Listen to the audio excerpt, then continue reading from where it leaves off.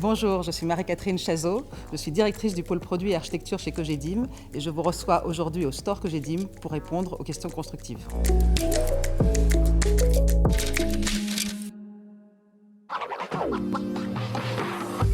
L'architecte chez Cogedim, ou plutôt les 20 architectes qui composent mon pôle, sont là pour anticiper les nouveaux usages et les attentes du client. Nous intervenons en véritable œil du client, mais aussi en tant qu'œil de Cogedim. Nous sommes garants du principe d'habitabilité de Cogedim et surtout de la mise en place des 10 engagements sur le bien-être et la santé de nos acquéreurs. Il n'y a pas un logement idéal, il y a plusieurs logements idéaux qui répondent à une époque, à une clientèle, à leurs envies, à leur façon de vivre.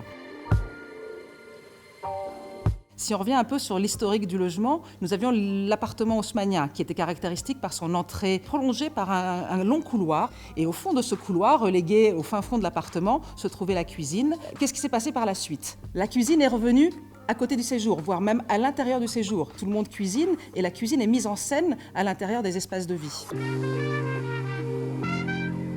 Aujourd'hui, avec la crise sanitaire que nous venons de traverser, tous ces espaces reprennent énormément de valeur. L'entrée va devenir un véritable sas de décontamination. On laisse à l'extérieur ce qui est sale pour privilégier le propre à l'intérieur. Pour moi, le plan idéal aujourd'hui serait celui qui trouverait la juste adéquation entre ces espaces de transition et ces pièces principales.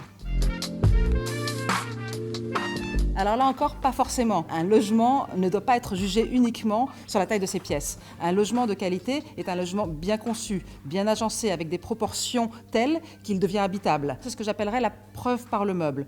Aujourd'hui, nous imposons à tous nos architectes de meubler tous les plans dès la phase permis de construire, parce qu'un appartement habitable est un appartement meublable.